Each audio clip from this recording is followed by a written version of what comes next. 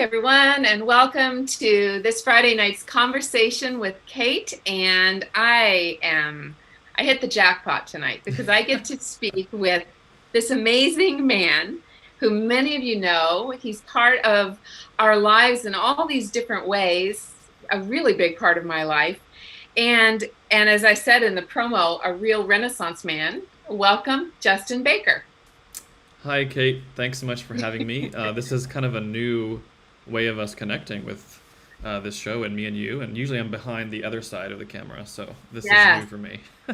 Yes, it's new for Justin. Justin has guided me, all of us, as we've made this journey into a fully online church in the last 4 months, and it's been extraordinary. So we've been communicating a lot, haven't we? Oh, yeah, absolutely. I think you and I talk sometimes 2 or 3 times a week. Oh yeah, easily, Right. easily, and sometimes 2 or 3 times a day. Yeah, right. Yeah. And Yeah, it's so funny because well, people should know that you have a company, I and do. actually your work with us is through a company. Can you tell us a little about the name and why the name? Sure. Yeah, I started a business years ago called Fuzzy Image Media. And actually, the purpose of creating the company at the time was just to house a film that I was directing, to house Hmm. all the production costs and those kinds of things. And the fuzz word came from a nickname that I had in college, and it was because I had a really scruffy beard and really long scruffy hair in college, as you do when you're What? kind of letting Oh my yourself God. go. We And need a photo of this tonight. It's part Yeah, of so one night we all just decided to have nicknames for our dorm mates, and so mine was Fuzz, and out of all the friends, mine is the only one that stuck. And so throughout my college life and even beyond, some people to this day still call me Fuzz as a nickname. Oh, So it's that's actually a so cute. very endearing name to me, actually. So, Yeah. so then I just took that and then added an image to like what can I come up with that has to do with imagery, and so I called it Fuzzy Image, and then media attached to that, and that's sort of how it came to be. So now, what I did when I created my social media company, Hmm. which we're now sort of moving over to Fuzz Social, is a kind of a new name that we're branding ourselves with. I needed a logo and a brand and all these things, and I hired a digital artist. And I used to have a dog named Dingo, Uh-huh. and she used him as sort of like the logo. And Hmm. so now it's sort of changed the story a little bit to where the fuzzy represents the dog inside of the company. Oh. So it has Oh. several meanings, and then a fuzzy image, like we're trying to, we have a fuzzy image and we want to make it clearer. So Here. that's sort of our brand story. That is amazing. Before I heard the dingo part, I was gonna say that this destines you to never be able to shave your beard, right? Because it's Oh your brand. yeah, that's my look. Yeah, I have shaved it once or twice before, but I really don't like the way I look. So I think this is here to stay. Well, I mean, branding is important, and one of your many Renaissance man capabilities is you are a branding strategist. Is that what it's called? Yeah, sure. It's one of the And many so, what's hats. that? Because these are all new things to most of us. What is Yeah. a branding strategist? Well, one of the I think I heard once that one of the most famous icons, as far as visual icons that's recognizable in the world, if you were to quiz people, some people might think internationally that symbol might be the cross, which is a good guess, but it's actually the McDonald's arches. Oh, So it's the most sad comment. recognizable. Yeah, well, it's just talking about literacy and visual literacy and how we perceive the world and what we recognize with symbols. And I actually did a action research project from a master's degree on that. But branding is how your filter of the world looks from everybody else. So everybody has a personal brand. We've just talked about mine for a few minutes. Mine is the beard and the glasses, and everybody kind of recognizes that as my thing. So everybody has a personal brand, whether you know it or not. And so it's sort of a newish kind of a term that's kind of hip, but also companies should have brands as Hmm. well. And it's just the color scheme, the feel, the So vibe, does especially. St. James Church has a brand? Yeah, and Yeah. that's something we worked on for many years, even before you became rector. It's we had lots of meetings about what is our brand. So that's when our logo was created, our color scheme, the font on the website. All of that has gone into a big group of thought to make what the brand is. That, and it's so helpful now because when we're thinking about how we want to communicate out to the world, we know sort of, I feel like we know intuitively, well, that's our brand or that's not our brand, you know. Yes, right, absolutely, and it's something that I often say when, especially for churches, actually. I will often tell people that because in this 21st century age, and even more so, even more now with a pandemic, everybody wants to do Yeah. everything. So we want to make sure that we're streaming. We want to make sure we're doing a newsletter. We want to make sure we have a website. Make sure we have great music and great this and great that. And it can be really overwhelming, especially for churches trying to catch up to all of this. And what I tell them is just to kind of stay in your lane and do what you do best. And so if we get overwhelmed and Mm-hmm. trying to be everywhere at once, we can lose what our brand is. And so often I will consult with companies, brands, and people, personal public figures, about let's write down like what our strengths are and focus on those. We don't have to do everything. So that's something You else that don't I have do. to do everything. Yeah. That's amazing. So it's good to know that we at St. James have a brand. I mean, and I think it's a way of capturing our ethos, right? What we stand for. Right, and it constantly evolves, and we kind of ask that question in everything that we do as a church or as a group. Everything that comes into this kind of funnel of conversation. We don't really say, is it on brand, but we do have conversations about, is this the story that we're telling? And so often, my job with Right. public figures, mostly is who I work with, we often ask that question with any kind of digital creation that we're doing. So a lot of times, my job is just to be the eyes of that when you can't. Sometimes when your brand is yourself, you have a really hard time um, looking outside of that, and you need someone else's viewpoint. I mean, a case in point was tonight. I'm the one that has to set up this stream. Mhm. So it was really I strange know. I'm to talk sorry. about myself to get it out there. So that's an example of that. So it's great to have someone else that can Yeah, kind of have a different viewpoint. it is. It's so great. And and I think, well, I don't know which fits under which, but for instance, at St. James, you've been a branding strategist for us, and you've also been our social media designer, right? I Yes, mean, right. didn't you sort of design our Instagram, our Twitter platform, our Facebook page, Yes. all those things, and our website, right? Right. Yeah. Yeah, the And website one of the came. things that I've been so interested to learn is uh, over time working with you, what kind of things are suitable for Instagram, what kind of things we should tweet about, what should go on Facebook, can something go on Instagram and Facebook, and what sort of things just live on the website. It's a whole different way of thinking, isn't it? Yeah. For most of us anyway. Right. No, and it is interesting. I mean, sometimes I forget that I'm in this headspace all day long. I think about this all the time. Um, but I will say, Kate, that you particularly have grabbed onto Twitter really well. You grasped the idea and concept. So you're a huge success story. So all those tweets that you see with Kate are all her. She's fantastic at it. That's Um, but it's all well, about it's storytelling.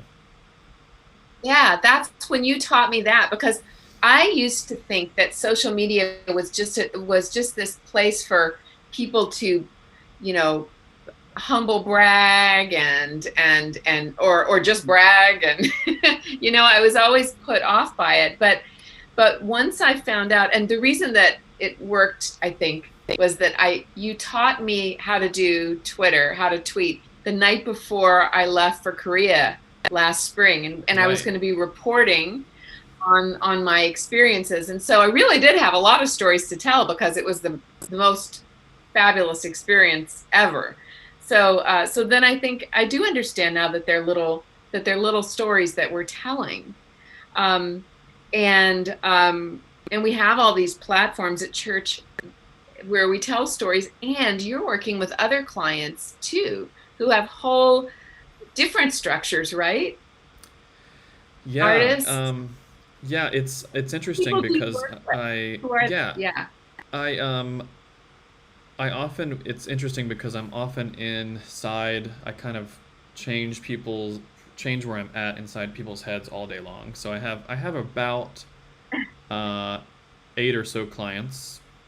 So I have Hmm. to kind of shift what mindset that I'm in currently to think about that particular story or that particular voice. So besides working with St. Mm. James, I work with a few voice actors, which means they act on video games or cartoons or just in front of the camera sometimes. So celebrities, that's a majority of where my work is spent on a daily basis. Um, and we'll have conversations just like you and I do, pretty much daily to manage that brand. Then I'll also work with musicians. I work with Brandon and Mm. James, which many of the people here tonight know who that is. They've attended St. James a Yeah, few times. They're and members of the church. very So talented. yeah, so I worked with them for many years. And then I often will consult for the diocese as well. So I'm on a council Yes. for communication with the diocese as well, just to consult with what they're doing. But let's see, and then two other clients that are sort of not really um, usual for me, but I work for a woman named Margie Wells, who is sort of the expert on the English language for court reporting. And so I helped her Wow. build her online business, and she teaches courses. That sounds And off brand to me for you. yeah, it is a bit, but we always go to the storytelling angle with that, right? So it's really a lot of fun. And then I just do kind of one-off consultations sometimes. I'll do a phone call, or if someone needs help with what they're doing on social media or website design or something. So I get those one-off things too. But the funnest thing that I've had to do Right. recently So, is so, oh, sorry. Go ahead. so I was just going to say, so again, I framed this as you're being a Renaissance man, because in addition to being a brand strategist and a social media designer and consultant, Yeah. ongoing consultant with all different kinds of clients, you're also a filmmaker. Yeah, right. That's incredible. And did you go to film school? I did. I didn't finish, but I did go to film school. It was like a community college film school program, and I did it while I Mhm. was teaching. So I went to night school. So I went to a night school for film while I Mhm. was teaching during the day. Um, and Wow. yeah, I learned a lot, and I really loved. I mean, I've loved film ever since I was a kid, really, but I wanted to really learn the craft. So in 2008, I think I directed a short film, and it's kind of terrible, I think, but I think everybody thinks that about their first films. But um, Oh, yeah, and I yes. I take that angle actually of filmmaking. It's really the journey of where I get it from that to social media is um, I loved to capture and be able to creatively tell a visual story, and I feel like I'm pretty good at it. So social media actually came by accident, as a way that I kind of just discovered one day that, oh, this is a micro way that I can like direct little tiny movies forever. And so that became like a challenge to me. And so that's Mhm. kind of where I Mhm. kind of just 110% grasped onto it and how I could do it creatively. That's fascinating. I didn't know that. So there you were, a filmmaker thinking about the world sort of as a filmmaker, and then social media, it's just teeny tiny moments of film, really, isn't it? In a Yes, way. right, yeah. It's just this sort of constant mosaic of filmmaking. But that Yeah, being said, you are at work on your magnum opus, right? Do you want to tell us yes. about that? Some of you know this, but others don't. So if you don't know, there's an extraordinary film in the making. There is. Many of you know, I started a documentary in 2013 called The American Chorister, and it's a cinematic visual journey representing how professional sacred choirs operate in America, and obviously we feature the Choir of St. James. Um, I've always wanted to experiment with documentary film, and as I just said, social media to me is kind of like the largest documentary ever. But Hmm. this one is my first full length feature attempt at it, and kind of wearing that hat as the discovery of what my story is in this. But when I first moved to Los Angeles and became a member of this choir, um, I was just so stunned and taken back and just couldn't believe the world that I was in. I mean, being in the choir as well is a whole different experience, which I'm sure is a different one Yes. Oh my hearing and listening. gosh. So I said, I have Yeah. to capture this. I need to show this to people. And I think probably the initial reason is I wanted my parents to see. I wanted them to experience what I was experiencing it, but they lived all the way in South Carolina, so they couldn't. It's like, how can I really capture this? Not just send photos and tell them, but how can I tell them and the world what this is like? And so that was kind of the challenge for it. And so we've been ongoing filming. We're still filming now, and Mhm. interestingly, this pandemic has created a sort of a new chapter in the story of this. We were actually prepared to kind of wrap it up after the Ireland tour that just took place. But now with this pandemic, Mhm. um, the story evolves, right? And Mhm. so Yes. it's keeps going. So who knows? But I mean, I think John Gibson may be watching, and he teases me that this must be the longest film ever created. So for a present one year, he gave me Gone with the Wind so that I could Ah. uh, for this for it. But No, no, no. Isn't there a whole film of a whole school of documentary filmmakers who film over a Fred Weisman, maybe? I don't know, people who film over a long period of time so that you really have this unbelievable experience of well, like, well, or like, who's the famous filmmaker who does those stories about the kids growing up and then all the way into oh, 7 Up or 21 yeah, Up? And right. Well, yeah. I mean, the average documentary film takes place over a period of 4 to 10 years. Is that so? That's Right. really interesting. Because to really see change and have a story take place, you have to cover a large amount of time and Yeah. really see where these characters develop, just like Yeah. in real life, So I think we're kind of really on track, and I think it will be actually much more epic and grand than we planned because of how much we're covering. So I'm excited to kind Yeah. of take a look at it again and see what we've got.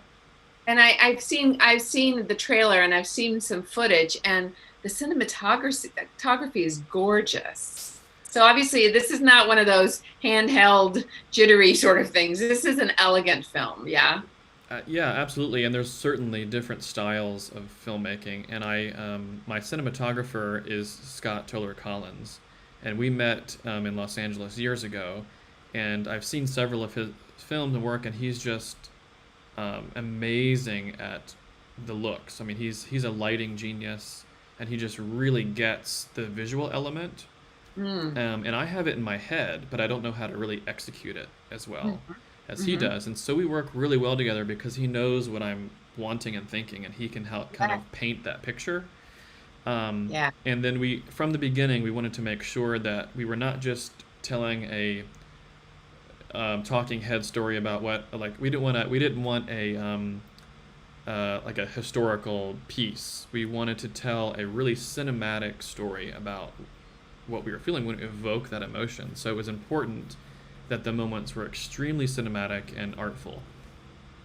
But here's a question. Uh, I mean, some documentaries get go really into people's personal lives. They sort of intrude. I'm going to take a guess that this isn't the way you're go. I'm guessing you're going deeply into the music, into the creation of the music. Is that right? Yes, yes and no. I mean, as I've said, this is my first documentary, but what I'm learning is actually I have no idea what the story is. And Oh, the story is actually, with a documentary, the story is not actually really told until you start editing it. So yes. I'm really careful, and I'm aware that I'm part of the story. So Hmm. I'm really aware of trying to be outside of it and where like what is the story and trying to just find it rather than creating it. And it, as I said, it constantly changes. So I feel that in this particular instance, my job is to just capture whatever the story is. So a lot of the interviews that we do and a lot of the um, shoots that we do are very just broad because the story is actually going to be told later about what that is. So actually, I don't know. It's going to be how the That's music. fascinating. It's going to be how the music um, informs and changes people and drives people, and that's the question. And so, How the music changes people and drives people. yeah, And I love that. I love your describing how you were so moved when you joined the choir and had that experience on that at that incredible level, right? Of artistry um, and passion and beauty that you just had to share it, right? I love that. yeah, and it's I think artists are that way. I mean, if you hear about rock stars that are playing rock music well into their 70s and 80s, Yes. it's because um, they have to do it. Yes. And I've actually personally been struggling about what is it that I'm really doing here, and Hmm. I've always come back to that storytelling element. Like, filmmaking probably is towards the top of that. I have to tell stories. In me that I have to be able to tell these stories. And for some people, it is writing fictitious stories to tell novels or screenplays. For me, I find the real world much more interesting. Not much more, but I find Hmm. it finding the real stories that are there are much more a fulfilling challenge for me, and how to show um, the invisible that's there to the world to make it visible and to everybody else. I think it's going to be such a wonderful thing for posterity, to be able to sort of get inside the way Jim Buonamani works, the amazing conductor and organist and musical director of the St. James Choir. I mean, any way Yes. you can bring us into um, how he works with a choir, his artistic process, that's going to be fascinating. Yes, and I was very careful early on. I Before I even decided to do this, I met with him and talked at length with him about it before I even started, because obviously he would have to be 110% okay with it. Yeah, Yeah, so he's actually really on board with it, great. and we've had several conversations about it. He did talk me into him being an executive producer for it, so that if there's anything he wants to cut, Oh. he can. Ah, But no, he's got, as we've seen yeah. uh, through the last several months, he's a filmmaker Yes. himself. Do you all know that the beautiful video footage that you see Right, of Jim playing the organ and the windows and the artwork and it's all made by Canon Buonamani. He is right. just yeah. We didn't know that he was a filmmaker, did we? Until No, now. right. Yeah, I don't think he did either. I think he That's discovered this, and it's kind of a joy kind of experience for him too. Yes. Well, I've always thought that creative people have to create. And so Yeah. when he isn't able to be with all of you in the choir every week and that creative process, that creative gift, it just has to come out. And luckily for us, it's coming out in this way that's bringing another whole dimension to the worship. By the way, Nancy Redford is in the chat and she says, "Wow, that film sounds dreamy." I agree. I cannot wait for this film to be finished so that we can all enjoy it. Yeah, me too. Thanks, Nancy. Yeah, I know. And toggling back for a minute to social media companies, Comfort is asking, which company do you really like their social media marketing strategy? Just, if you had to, I think a commercial company that she's Oh, asking. yeah. Great It, question, isn't it is a great question.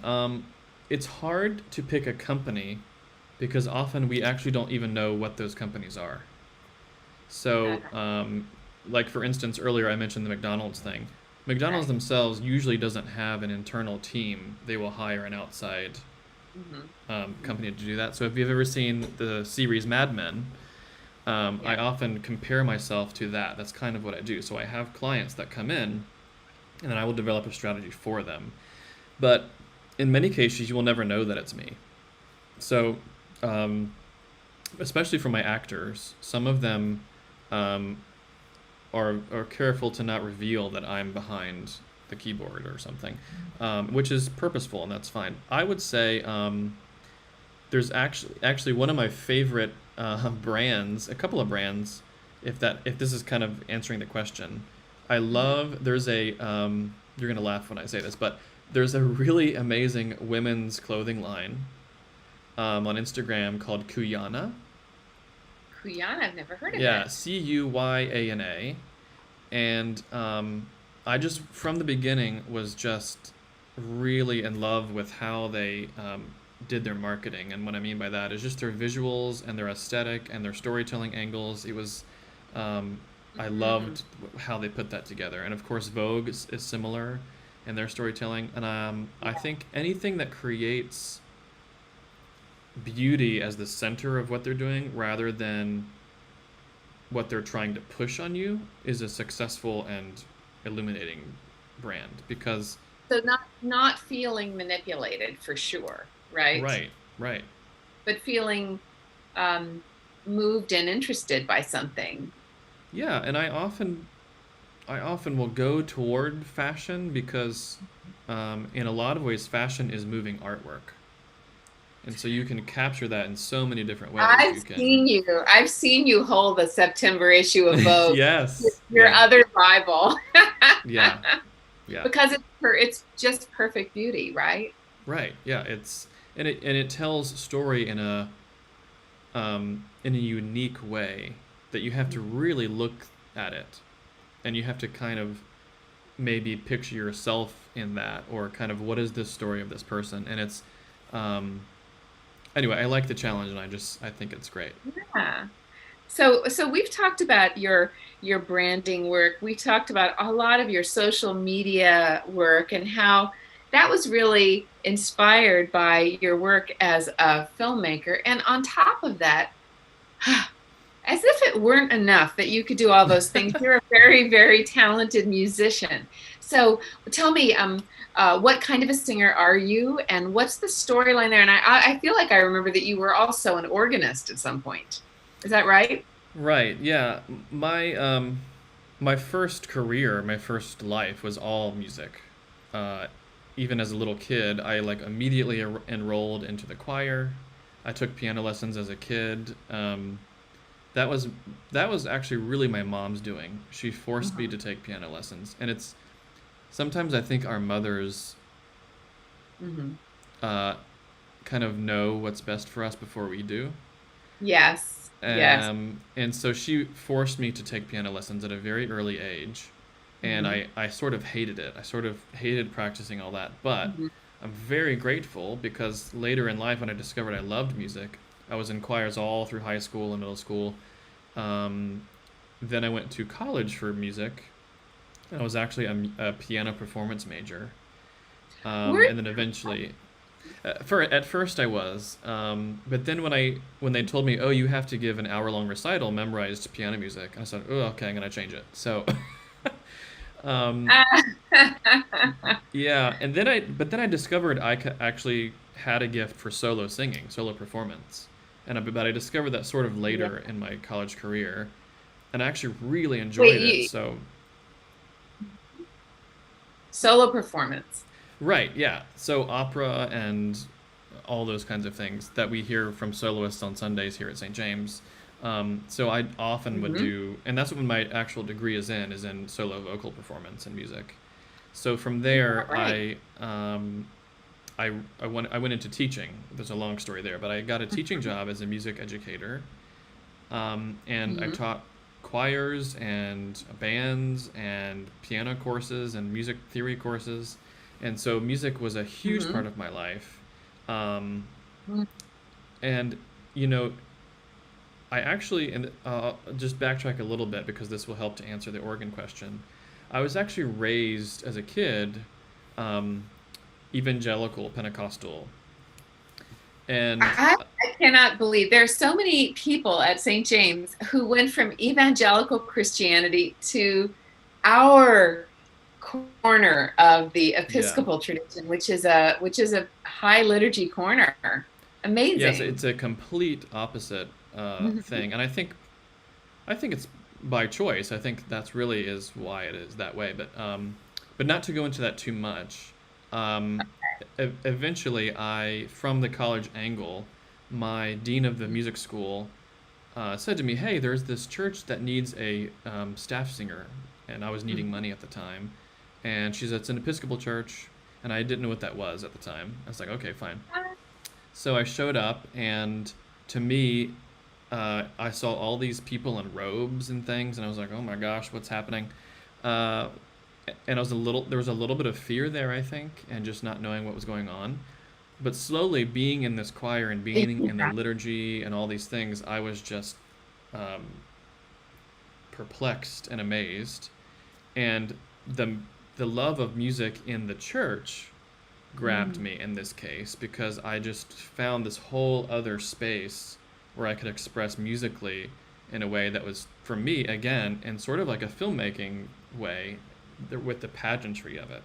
So suddenly the music was not just important, but it was the movement and the windows and the smoke and the building, all of it was encompassing. And so for me, that was a really fulfilling moment. And so eventually, I loved the pipe organ, which I also was not experienced to.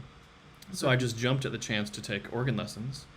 And for Mhm. years, I took private pipe organ lessons, which eventually led me to take a job as a music director, organist, up in Northern California in Carmel. Um, and I was the music director there for a while. Um, but then eventually just ended up here doing filmmaking, and I did that for a while. But yeah, that's sort of the short story of how that happened. That's great. So you started in the South. You're from South Carolina. Yeah, You worked your way to Northern California first, right. and then gravitated down here to LA. And when I hear you talking about that first experience in the Episcopal Church, and it must have been a bit of a shock to the system because it was so very different from what you Yes. were accustomed to. And yet, like you're saying, there was this way in which it married a lot of things that affected you Right. um, together. And I've heard you talk about St. James that way, about how you've said how the spaces at St. James are are a really important part of your own spiritual life. Yeah, very much so. And I think one could make the argument that my early spiritual life was the opposite of that. It was the absence of Mm. material things, or the absence of earth, or the absence of corporeal items. So this was the complete opposite, where you are you envelop everything around you, and everything is part of your experience. Mm. And what is so and the buildings that we're in, and the buildings that are in England, and all these ancient Mm. spaces in Ireland, they um, they help you to center you, to evoke those things. Mm. So you'll see that in the film that I'm making. Mm. I really do glorify the building quite a bit because for Well, the it's pretty glorious. It's pretty yeah, glorious. I mean, for the very first, Christians, for them it was visual as well. That's what stained glass is all about. Stained Mm. glass tells a story visually. Mhm. So, Mhm. yeah, you're right. I'm all about what is the history behind what we're looking at, and who did it, and why do they do it, and what's the human connection back to the story that we're still telling. So I find that fascinating and curious. Yeah. I always think about stained glass as just beautiful, but I've never really stopped to think it's just a bunch of stories. It's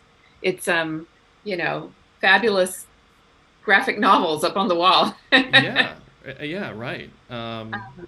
Yes. But here we are talking about our beloved buildings, and this building of ours, St. James, Hmm. and yet for the last 4 months, we haven't been able to worship in person there. I mean, Father John and I and Father Kim are live streaming, and Jim is pre-recording stunning music, and some soloists have been in, but our the members of our congregation haven't.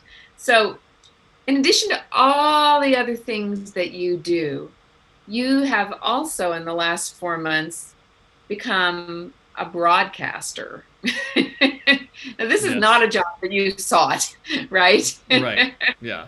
And yet, I guess it was a natural thing that happened because you were already shepherding all of our platforms. And when we, as a church, sort of migrated online so that our services are online, and Zoom meetings are online, and these conversations on Friday night online, you've continued to be our shepherd in all of that. And so now our life as a church, most of it is happening virtually. I mean, talk about that with me. What is that like for you to see something like this happen?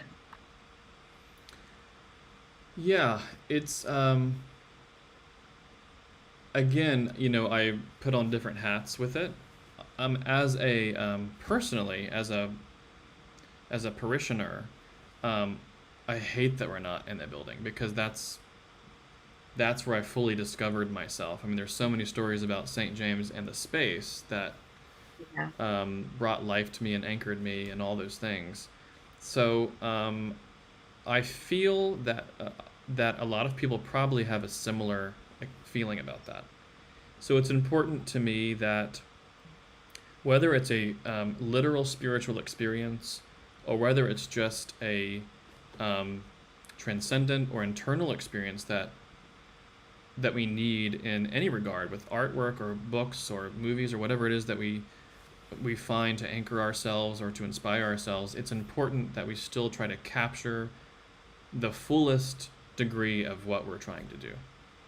So it's not just about setting up a camera and doing the same thing you've done. Mm-hmm. How can we replicate and fully translate to a two-dimensional screen what the experience is like in a in-person space? So I think my goal is to try to reach that as much as possible, knowing that we'll never get there, but that's always the challenge. So it's important. It's a very important thing for me Mm-hmm. because what we're doing on Sunday mornings is uh, it's something that we are trying to evoke this answer to a question of mystery of the divine, or why are we in this pandemic? Mm-hmm. Why? And I like to express that in an artful form, um, focusing on the mystery of it, not really the answer. I think that's kind of more in your territory, but my territory is the journey getting to all of these things. The journey has to be an experience as well. So that's what I like to focus on. Yeah. Yeah, and so we're having these worship experiences online, and there've been times lately over the last few months when I've been so grateful for experiences that we've had online that we couldn't have had in person, you know? Mm-hmm. Mm-hmm. Um, for instance, I love to preach at church, but it's cool to preach up close. It's for me, it's cool to be able to preach so that I can use my face. No one can really see my facial expressions in church or Right. hear nuance in my voice, but I can use myself differently in communicating this way. And so I like that, and I love I love Jim's film work, you know. Mm-hmm. There's just so many things that I love about it. And we were in a meeting, I think it was last week, and I was saying, I love it so much. When we go back and we're, you know, fewer people, masks, all that, you know, not necessarily being able to have music in a big way. I said, I don't think I'm going to like that as much as I like this. And do you remember what you said, Justin? You Uh, talked I, about, yeah, I think, well, yeah, I think it's important to not cling to anything because, and this is something I'm learning too. Um, I've been really discovering mindfulness, reading books by Eckhart Tolle and Thich Nhat Hanh, and really trying to stay present in this whole thing that we're all experiencing together. One of the things I'm learning that I think is important in this arena is that you have to experience things as they're happening. The reason that this is happening at the moment is because the entire Earth is having this break from the norm. You know, we're in this pandemic, so we have to find different ways to connect. And in that darkness or confusion, these little pockets of beauty come out of it. So we can have little moments that are really intimate or different, or you experience things in a different way. But if we did this way for many years, as wonderful as that is, that too would get stagnant. So I think it's important to, as phases come and go, let's use that as a creative inspiration to see what next thing we can do that's better, rather than just keeping the norm in any case. I think I said something like so that, maybe with not many words. I think you did. No, Yeah, that is exactly what you said. And it yeah, really opened up my mind because um, we've been doing church, all of us in the mainline Protestant traditions have been doing church pretty much the same way for a long time. yes. And I think we've been clinging to that. Mm-hmm. And suddenly we were all catapulted into this other way. And it was very hard. It's a big sacrifice, but also there were these glimmers of beauty. And now you're right. You caught me. I started trying to cling to that, you know? And so when you said that, it just gave me such encouragement, because if we can stay curious about how God is going to use us next, you know, then wherever we find ourselves, there'll be new and interesting opportunities to be creative, you know, and to Right. celebrate. And so conceivably August, September, things will start to change. There'll be new iterations of what it means to be worshipers at St. James. And then probably by January, it'll be different again, and something else next spring. And Right. music will start to come back bit by bit by bit as it becomes safer. So many things were, I mean, I guess what I'm saying is I'm aware in a way more than ever before through this online life with you and others of how dynamic all of this really is. It's an awakening us to the dynamism of our work, I think. Yes, if we allow it to. Um, I think the reason I'm open to that is because what I do on a daily basis of telling stories on social media has been the most um, changing platform ever. I mean, it changes daily. So Yeah. you can't get into this way of, all right, this is how you do this, this is how you do that. It changes by the hour. Yeah. And sometimes that can be a little overwhelming, but mostly it's kind of exciting. So it keeps things fresh. It keeps things, how we communicate different changes all the time. So I think I'm always in that mindset. So it's easy for me to make a transition to, okay, well, this is going to change and change and change and change. How we communicate, how we celebrate, how we connect is going to be a constantly evolving thing. And sometimes for the better and sometimes not. I mean, progression is not this straight line, right? It comes No. back and it goes sideways and forward, and we experiment. And Yeah. that's a lot of what I do for a daily basis in my work. So I think that's the way life is too. But it's your openness to this that I think it's so inspiring to me. And I think a great example of it, which some of you know, is that last summer after the choir's tour of Ireland, Hmm. Justin traveled by himself in Europe with one small backpack, right? Right, right. And and and it sounded to me like the most zen journey anyone has ever taken.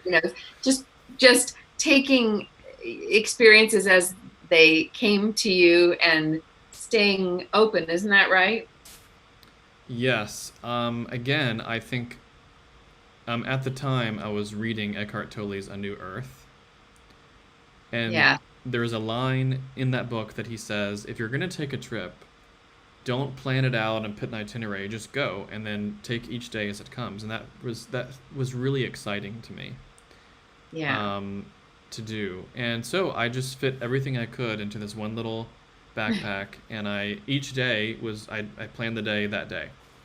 Is that So right? Hmm. yeah, so there wasn't. I mean, there were a couple of things that I knew I wanted to do in the places that I went. Which, by the way, I'm so missing traveling right now. It's I know. It's um, horrible, isn't it? yeah, Kills me. but thankfully, Mhm. I really really wanted to document what I was doing. Mhm. So I didn't have a plan in place, but I knew that I just wanted to heavily document it. So on my Instagram account specifically, I just documented every second of what I was doing. And Mhm. I did kind of hesitate because, like, well, are you really being present if you're filming all this? But now I'm so glad I did that, Yeah. because now that I'm kind of trapped here, I have loved going back through and re-experiencing all those things again and being able to edit them together and create little vignettes of those just for myself. If people want to watch them, Yeah. it's great. But just for myself, it's really comforting to re-experience that again. So Yes. yeah, that was a literal journey that I took. That was fantastic in that way. Yeah. Yeah. And I got a sermon out of it. So thank Oh, you. good, good, yeah. Yeah. um, so all right. I just want to go through this list one more time because it does blow my mind. Branding strategist, social media designer, musician, educator, filmmaker, organist, singer, um, uh, broadcaster, accidental broadcaster, right? Right. um, uh, and also, I think of you as, and Catalina Huang is on this call, and she's somebody on the chat, and she's one of these people too. I think of you as a bridge person at St. James. You move among all of the different communities, and you're sort of everybody's friend. Yeah. Yeah. You have that wonderful, well, you're just so lovable that everybody loves. Oh, well, that's nice to hear. I hope so. No, Yeah. it's true. And so it's really, but I think that bridge people like Catalina and like you are so important in what makes a community. You know, I think a lot of that came from teaching. Huh. Um, it was a skill that I developed, certainly. I was a really, really shy kid. Hmm. I was not this socialite person. I didn't party in high school or any of that stuff. I Mm-hmm. was a music and drama nerd to the nth degree. Okay. All right. I did not have popular friends. I had this little kind of group of friends that were kind of the goth kids and the weird kids and all that stuff. So when I taught school, in the public school system, I suddenly was put in a position where all eyes were on me all the time, and I had to make a daily effort on what the plan was going forward. And then I was responsible. The reality of being responsible for 30 lives in a 90-hour block, and then 30 more, and then 30 more, 30 more, was really challenging. But it did drive me. So I said, well, what am I doing? What am I doing for these kids? What's the point of all this? So I think getting to find a way to make these kids connect with each other Mm. and then their micro communities, and then the world was sort of my daily challenge for years. So I think that skill came from that, where I can, it's always sort of a mission to connect things together to make the community bigger. And so that happens with you in person when we're together at St. James, because you just sort of physically move among us. And it also happens because sort of right at the center of, it seems to me, of everything you do is this sort of way that you're helping us tell each other stories. And Yes. that brings about relationship, that brings about community, that brings about opportunities for really a transcendent kind of a togetherness. So I mean, it seems when I look at all the things that you've done, it seems like that storytelling is the key. Your storytelling, and also your facilitating of others, of us telling our stories. Yeah, absolutely. Yeah, yeah. And what a wonderful gift to the world, you know? I mean, I can't imagine a better thing to dedicate your life to. And it's amazing to me, no matter what you're doing, that's what's happening. Right. And sometimes, most of the time, it's inadvertently, I think. Hmm. Um, but yeah, that is, I think I'm a very curious person, Mm-hmm. and I always encourage other people to stay curious. Mm-hmm. Because that's, if there's always some other layer to peel. There's always something else to learn. Mm-hmm. There's Mm-hmm. always something else you didn't know. And even the people that are at St. James that we know really well, that we see every week, Yeah. there's still stories there that we don't know about. And so I think I find that fascinating, that what stories are there, but even more importantly, how do we tell them so that Mm. we can bring these stories out in a way that other people can see them in a way that's profound. Because a lot of people think their story is not that exciting or important, or oh, they don't want to hear that. And so the challenge is to really engage and find what the story is there. And everybody has one, or several. Yeah, and they are interesting. Hmm. And I think we can't just appreciate each other from a distance. You know, we Yes. have to hear those stories in order to really come together. Um, and so bridging that gap, facilitating that storytelling, it seems like that's your brand. I guess so. You just branded me. That's, There you go. You're yeah. branded. That's it. Oh my goodness. Thank you so much for this conversation. You know, there's been a lively chat tonight, not everything having to do with Oh exactly. I mean, gosh. sort of, it's gone off on some really in some interesting directions about worship styles and all the rest of it. It's great. I mean, you can see again, people are just enjoying the opportunity to gather Yeah, and right. share. But it's lovely, all of you who've been on the chat tonight. Thank you for being with us. Thank you for celebrating with me this amazing human. We're so grateful for you, Justin Baker. I don't know if St. James could be St. James if it weren't for you. Oh, that's very kind of you to say, Kate. But it's been really great having you at St. James. You're the head storyteller, and it's been just so great working alongside you. And I think one of our favorite things to do, you and I, is to discuss what's going on the update every week. I know, we have so much fun. Yeah, it's We just finish great to each having other's that sentences. synergy. Yeah, boom, Yeah, boom, boom, boom. I know, I love yeah. it. So yeah, it's been great. So thanks so much for having me. This has been really fun. Thank you, thank you, thank you. And good night. Good night, everyone. I'm so glad you've been with us, and tune in next week for whoever's story we're going to hear next, right? That's right. That's right. Bye, everybody. Thanks for tuning in. Bye. Good night.